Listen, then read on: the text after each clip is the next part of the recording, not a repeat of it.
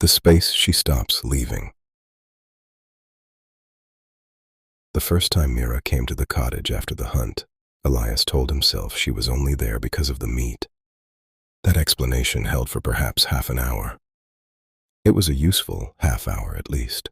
A man could do a great deal with usefulness if he gave it enough room to hide everything else. He could hang fresh strips of boar beneath the better rafters where the air moved dry and steady. He could check the cut on his calf and discover, with some relief, that the tusk had scored more than gouged. He could pound juniper and bitterleaf with coarse salt in a stone mortar and work the mixture into the leanest sections the way she had instructed. He could split a length of oak for cross pieces and begin imagining a drying rack outside the cottage. A proper one this time, not the makeshift frame he had balanced together from scavenged branches and rope, because necessity often arrives before design. He could do all that and tell himself that if Mira appeared at his door near midday with a bundle of herbs under one arm and no announcement in her stride, it was still only about the meat. He believed it right up until she stepped inside, took one slow look at the strips he had already hung, the salted cuts waiting for smoke, the oak pieces laid on the floor for the future rack, and said, "You used willow." He looked at the cross pieces, then at her. Yes. That was a mistake. There was no malice in the line, no triumph, just correction delivered with the calm certainty of weather. Elias crossed his arms. You said not green pine. I did. You said nothing about willow. I assumed you respected yourself too much to choose it. For one suspended second, he could not tell whether she was mocking him. Then he saw the faint narrowing at one eye that suggested she might be. He should not have liked that as much as he did. He looked down at the wood again. Why? It warps too quickly in damp morning air. She shifted the herb bundle higher against her hip and crouched by the pieces without waiting for invitation, fingers moving over one sawn edge. It'll hold for a week. Then you'll wake and find half your meat on the ground with flies thanking you for your generosity. He watched her hand move over the grain. Brown fingers, narrow scars across two knuckles. Dirt pressed faintly at the nails, as if she had come directly from the tree line, and not bothered scrubbing herself smooth for the sake of entering another person's house. No one in Brant Hollow entered a room like that unless they expected either welcome or the right to ignore whether welcome had been formally offered. The fact unsettled him less than it should have. What would you use? He asked. Oak, if you can spare it. Ash, if you can't. Hazel, if you're desperate and clever about how you brace it. She rose again and looked toward the strips hanging from the rafters. And those need more space between them. They're not touching. They don't have to touch. Air has to move around them, not simply past the room. He followed her gaze. She was right. He disliked that she was right with such efficiency, disliked it in the way craftsmen dislike discovering someone else has seen straight through their compromise on the first glance. Yet beneath the irritation was something sharper and more difficult to dismiss. Relief, perhaps. The kind that comes when another person knows what a thing needs and says it plainly before waste sets in. Mira set the herb bundle on his table. For the shoulder cuts. She said. Juniper again, and these. She untied the cloth to show curled leaves, dark seeds, and one pale root shaved thin. Bitter fennel, marsh thyme, smokewort. Use less of that one unless you want the whole room smelling like medicine and wet bark. He moved closer. The herbs carried the edge of open air with them. Sun-warmed resin, damp soil, something bitter and clean beneath both. You brought these for me. It came out sounding more surprised than he intended. Mira did not look up from the table as she began separating the bundle into smaller piles with the quick economy of long practice. You brought back the boar. We split it. Yes. That doesn't explain the herbs. One shoulder moved beneath the cloak, a half shrug, almost dismissal. yet not quite. You thanked me. She said, as if that were answer enough. Perhaps it was. He stood there for a moment longer than the moment deserved, and then did the only sensible thing left. He brought out the better knife. The afternoon passed in layers of work he had not expected to share. That surprised him almost as much as her arrival had. He had assumed she would correct the wood, look once at the meat, perhaps offer one or two further instructions, and then disappear back toward the tree line with the same self-contained silence she had worn, leaving the split path after the hunt. Instead, she stayed. Not because he asked, not because she seemed to be deciding anything dramatic. She simply remained wherever the work continued to present itself. When he hauled the willow aside and brought in the oak lengths he had been saving, she examined the cuts and said they would do. When he began marking where the rack ought to stand outside the cottage, she followed him into the yard, stood with her arms folded, and told him not to place it where the roof runoff would splash the lower crossbar every time the weather turned mean.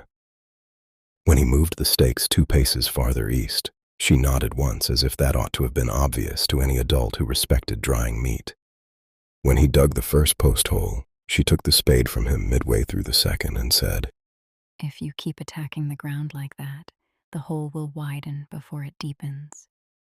He gave the handle over because arguing with visible competence wastes energy.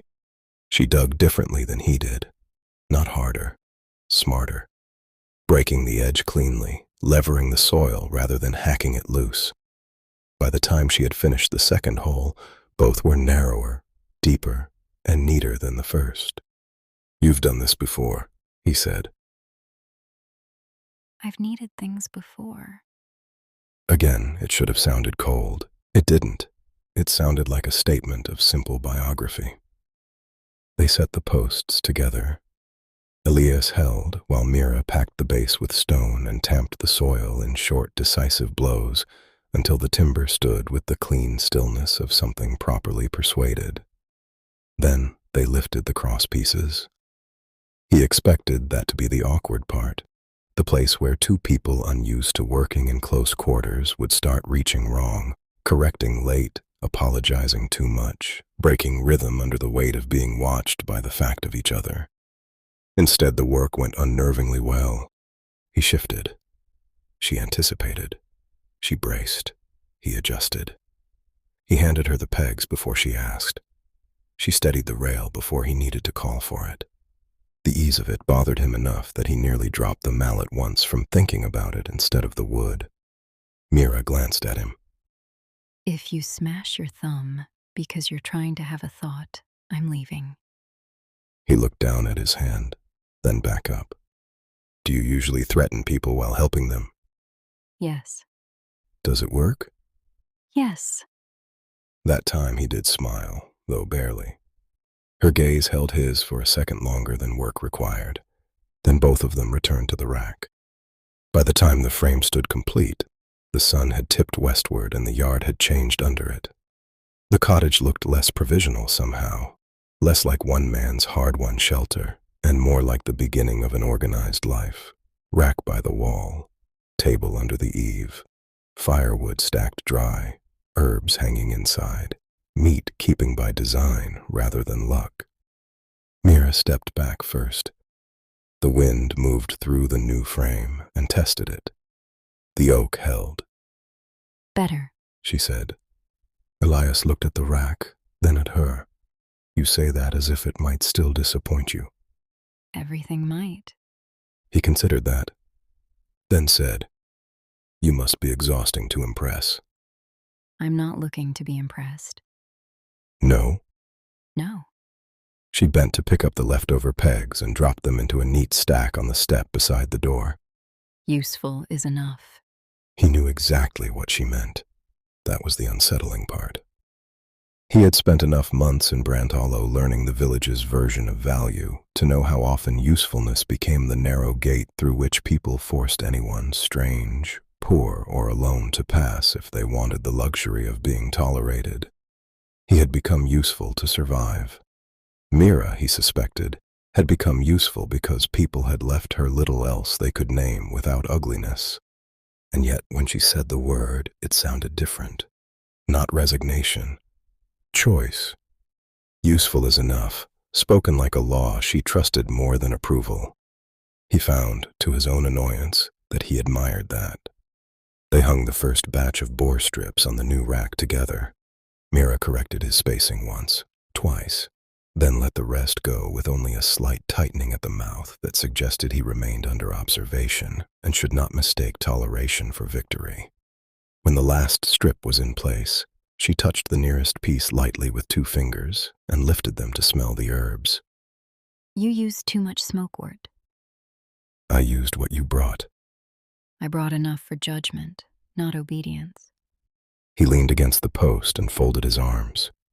You do realize your instructions arrive like traps. They arrive like facts. That seems optimistic. It seems efficient.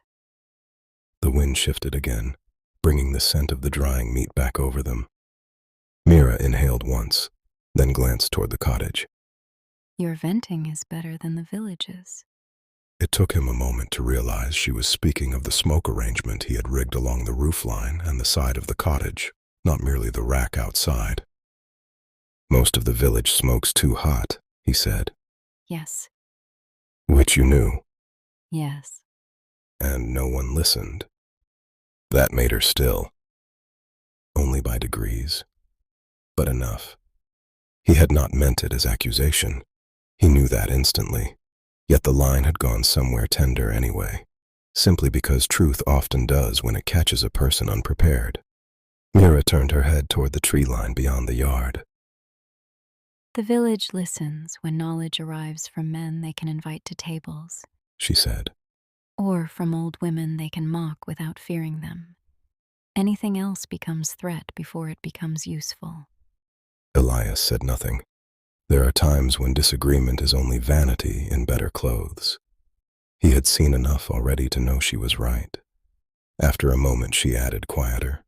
They let me sell herbs because herbs are easier to take than advice. The sentence lay between them in the yard, like a thing neither had the right to touch carelessly. He wanted to say something. He did not know what. Nothing easy fit. I know would have been false. I'm sorry would have been useless. Their fools would have sounded like pity, and pity had no place here unless he wanted to insult both of them at once. So he said the truest thing available. The rack would have failed without you. She looked back at him. The afternoon light had gone softer by then, gold along the edge of her cheek, shadow beneath her jaw, a face the village had taught itself to read wrong because it preferred simple stories to complicated people. Her expression did not change much. It rarely did. But something in it eased. Then don't use willow again. She said. It was the closest thing to acceptance he had yet earned from her, and absurdly, it felt heavier than praise. Inside the cottage, the room had warmed by degrees while they worked. Sun through the window, residual heat from the small cooking fire, the smell of salt, herb, and fresh-cut oak. Mira stepped in ahead of him without hesitation now, as if the threshold had already become a fact too minor to negotiate. That changed him in ways he resented noticing. Not because he disliked her there, because he did not. He found 2 cups. Clay, uneven, traded from the potter's wife months earlier. He poured water from the crock, hesitated, then reached for the smaller jar of honey he had been saving in mean little increments because sweetness was easier to justify in theory than in spending. Mira saw the motion and said, That looks expensive. It looks like honey. In Brant Hollow, those are related ideas. He dipped only a little into each cup. The honey clouded through the water slowly, gold becoming pale and transparent. He handed 1 cup to her. She took it without protest, though her fingers lingered a fraction against the clay as if measuring warmth, not merely accepting it. They sat because the day had earned sitting. He took the step just inside the door. Mira the stool by the table, not because he offered it, but because it was the nearest thing with height and balance, and she chose practical comfort the way other people chose ceremony. Outside, The rack held the first strips of meat. Inside, his cottage had never felt more occupied. That should have made him restless. He had spent too long carving privacy out of strangeness and labor to welcome intrusion lightly. Yet the room, with her in it, and the work behind them, and the herb bundle half unpacked on his table, did not feel intruded upon. It felt used correctly. He drank. The water held only the faintest sweetness, enough to cut the dust of the work from his tongue. Mira tasted hers, then looked at the cup. Honey, Yes, for labor? for water. One brow lifted slightly. I see. He almost asked what she saw. Instead, he asked, "Do you usually inspect hospitality before accepting it?" Yes. Why? She held the cup in both hands now, thumbs resting along the rim. The gesture made her look younger for a fleeting second, which startled him because he had never before let himself think of her in terms other than competence, distance, and the odd gravitational pull of a person who had chosen loneliness so completely it no longer looked like surrender. Because most hospitality comes with debt folded inside it. She said. He thought of Branthalo, of tavern tables, of bargain smiles, of work offered as favor and collected later as ownership. Then he nodded. This one doesn't. No, She said after a moment. it doesn't. The quiet that followed had changed since the hunt. Not safe exactly. Safe is too grand and too fragile a word to be trusted this early. But it no longer felt brittle. It held. She looked around the cottage while finishing the water. His shelves, still rough, the stacked wood by the wall, the better knife laid clean on the table, the bed in the corner, oak frame catching the last of the light. Her gaze stopped there, only for a breath, long enough for him to see it. That's what you traded the winter venison for. She said. The oak. No, the bed. He followed her look. Yes. She stood and crossed to it before he could decide whether the movement should matter. It did. Everything mattered suddenly, in ways too stupid to admit aloud. She ran her fingers once along the rail, not the way a villager might, checking workmanship first and value second. Not the way a thief might, marking what could be taken. More like someone reading an object for motive. It's higher than most people would bother building. She said. The floor's cold. That isn't the only reason. No, it wasn't. He leaned back against the wall by the door and watched her hand remain on the wood. The cottage had gone very quiet. Outside, a crow landed somewhere near the fence and announced its opinions into the afternoon. A cart rolled faintly along the village lane. The strips on the rack shifted once in the wind. Inside, Mira turned and looked at him, not accusing, not mocking, merely patient enough to let him answer if he chose.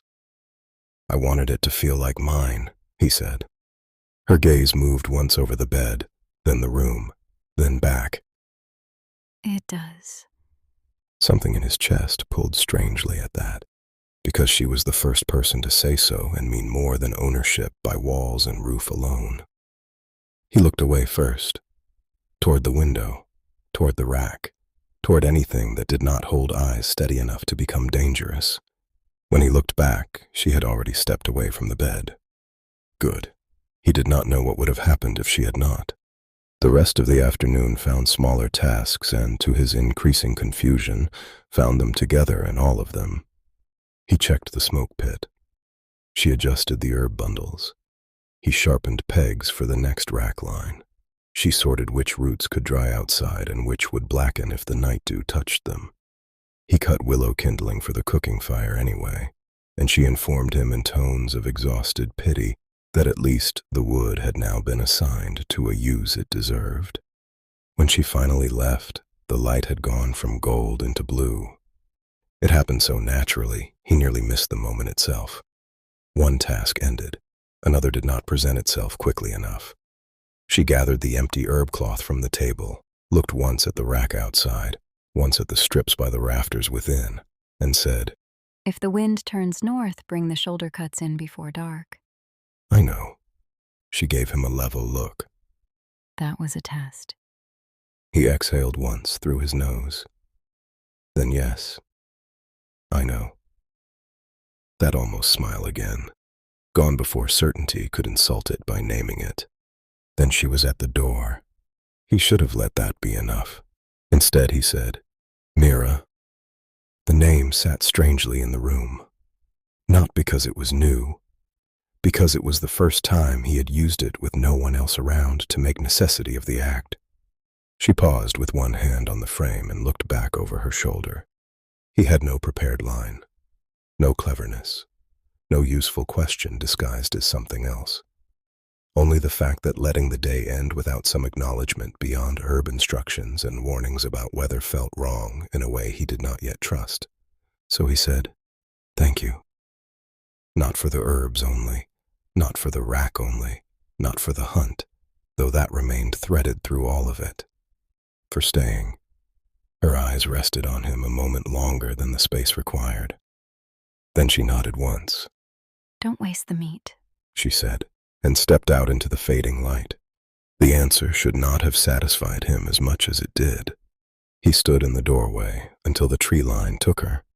Only when she was fully gone did he realize the cottage had changed temperature. Not literally. The work still held warmth in the air. The fire still breathed low in the pit. The room smelled of smoke, honey, herbs, and the faint wild edge she had carried in with her and not entirely taken back out. But something in it had cooled all the same. He went through the evening tasks afterward with the strange dislocation of a man discovering that another person's departure can alter a room more than their arrival did. The rack needed checking. The strips beneath the rafters needed turning. The smoke pit needed feeding once and then lowering. The cut on his calf needed fresh cleaning. He did all of it. Yet each task felt newly measured against the fact that earlier, when he had reached for the next thing, there had been another set of hands in the day. Hands that corrected, sorted, held, warned, knew. When full dark came, he brought the shoulder cuts in just before the wind turned north. He noticed the shift before the first branch moved. Mira had taught him something in a single sentence that morning, and now the knowledge lived in his body quickly enough to act. He found that as unsettling as everything else. He banked the fire, checked the rack once more, set the empty cups on the table, then stopped. Her cup stood slightly farther left than his because she had set it down that way after finishing the water. A small thing. Nothing. He left it there until morning. Later, stretched on the bed in the dark, he listened to the cottage settle around him. The rack outside creaked once under the changing temperature. Somewhere farther off, an owl called, and another answered with less interest than the effort deserved. Wind brushed the wall and moved on. He thought of the hunt, of the split path, of the herb bundle on the shelf, of her hand on the bed rail, of the way she had stepped over the threshold that afternoon, as if the space had stopped being strange enough to require permission. Most of all, he thought of the feeling that had come after she left. He had lived alone long enough to know his own habits, to know the silence of a room well used by one body and one set of needs. What he felt now was not mere loneliness. Loneliness is duller, more familiar, more obedient. This was sharper, a precise vacancy, the outline of presence where presence had not existed often enough yet to earn routine, and therefore made itself known by absence with twice the force. He turned onto his side and looked toward the dark shape of the table. Tomorrow, he told himself, would be work again. The meat, the rack, the ordinary business of keeping. Whatever Mira had done to alter the day would settle once the day itself passed. It was a reasonable thought. It did not survive sleep. By morning, when the light returned gray through the window and Elias rose to check the rack before anything else, he realized with quiet irritation that some part of him had already begun expecting the path from the tree line to appear occupied by a woman with herbs on her hip and corrections in her mouth. That expectation, more than anything else, told him the truth. The hunt had not been an isolated strangeness. The rack had not been an accidental afternoon, and Mira's presence had crossed some threshold yesterday that did not depend on doors or walls to make itself real. She had stopped leaving the moment the work was done, not completely, not openly, not in any way the village would have found dramatic enough to gossip over properly. But enough that his cottage, his work, and the shape of his day had begun accounting for her before he had agreed to do so in words. The realization should have driven him to caution. Instead, he found himself stepping outside with his first cup of water in hand and looking, before he could help it, toward the tree line. As if the morning might already know something he did not. As if the space she left behind yesterday might not remain empty for long. And when he caught himself doing it, he almost went back inside from sheer stubbornness. Almost. He stayed where he was. The rack held. The meat was keeping. The cottage remained his, and the path from the trees was still empty. But not empty, he thought, in the same way it had been before. That difference would have been easier to dismiss if he had not already known how dangerous the smallest shifts in a structure can become once they begin bearing weight.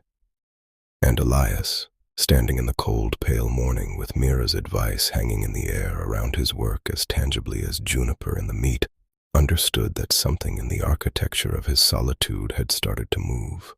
Not enough to collapse, enough to change load, enough that, when she came again, he would notice, enough that, if she did not, he would notice that too.